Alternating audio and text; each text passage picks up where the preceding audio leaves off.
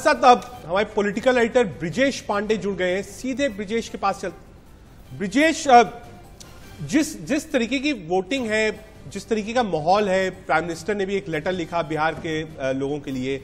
नीतीश कुमार ने कहा ये मेरा आखिरी चुनाव है। अमित शाह ने ट्वीट किया सुशासन के लिए वोट दीजिए।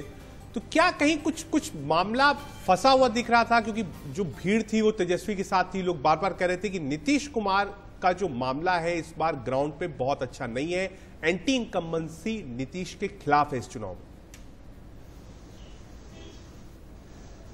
देखिए, दो चीज है इस बार। एक चीज पहली बार होने जा रही है, वो है चिराग पासवान, जो अपने जो क्लेम करते हैं कि हम एनडीए के साथ हैं लेकिन वो जेडीयू के खिलाफ हैं। तो इसमें वो जेडीयू के 122 कैंडिडेट्स के खिलाफ अपने कैंडिडेट्स उतार रहे हैं, जिसमें जेडीयू के बागी कैंडिडेट्स हैं और भाजपा के बागी कैंडिडेट्स हैं। और ऐसा जेडीयू के लोगों का मानना है कि बीजेपी में एक खासा वर्ग है जो उसे परोक्ष रूप से समर्थन दे रहा है, जिसके चलते जेडीयू की खुद की हालत थोड़ी खस्ती बताई जा रही है। इसके अलावा एक मैसिव एंटी इनकम्बेंसी है जो नीतीश कुमार झेल रहे हैं, जिसके चलते जो शुरू में माना जा रहा था 1-1.5 महीने पहले, जैसा लग रहा था कि ये केक वॉक होगा नीतीश कुमार और एनडीए के लिए, वैसी स्थिति अब नहीं दिख रही है। कई कई जगहों पर सीट दर सीट मुकाबला है और एलजेपी के आ जाने से इस मामले में पेच फंसता दिख रहा है। दूसरी चीज की जो 1-1.5 महीने पहले, जैसा मैंने बोला कि ये माना जा रहा था कि आरजेडी कोई बहुत बड़ा फैक्टर नहीं होगा, वो सारी चीजें अब धराशायी दिख रही।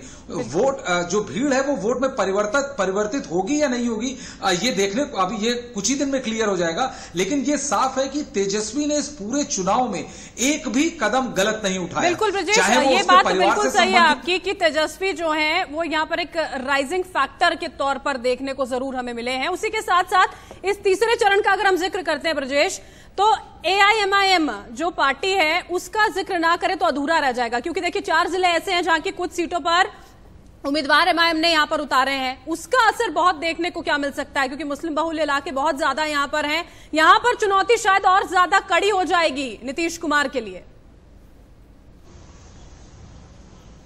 देखिए, इसमें एक और पेच है जिसको लोग एनालाइज नहीं कर रहे हैं। बहुत बार ऐसा होता था पहले कि यदि एक ही जाति के 2 कैंडिडेट खड़े कर दिए जाएं तो वोटों का पूरा विभाजन हो जाता था। लेकिन जिस तरह से राजनीति पिछले 6-7 साल से आई है, बहुत सारे लोगों का यह मानना है कि जो एक पर्टिकुलर कम्युनिटी या 2 कम्युनिटी के लोग हैं वो बहुत ही टैक्टिकल वोटिंग करेंगे। और उनके सामने ये भी एक दिलचस्प चीज होगी कि क्या हमारे जिस कैंडिडेट को हम वोट दे रहे हैं, क्या वो बीजेपी को हरा पाने में सक्षम होगा या नहीं। मुझे लगता है ये भी एक मेजर रोल प्ले करेगा। और यदि ये डाउट वोटर्स के दिमाग में आ गया तो उससे आरजेडी और कांग्रेस को बहुत फायदा होगा। आप 2015 का उठा के देख लीजिए, तब तो खैर जेडीयू महागठबंधन का पार्ट थी, लेकिन उसके बावजूद 20 सीट करीब आरजेडी ने जीता था, 10 सीट कांग्रेस ने जीता था।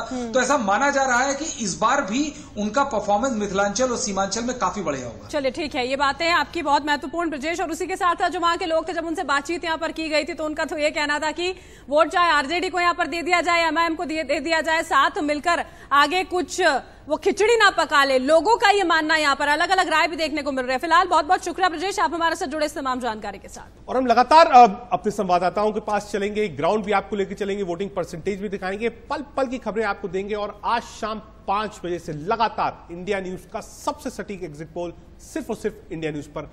वक्त हो चला एक छोटे से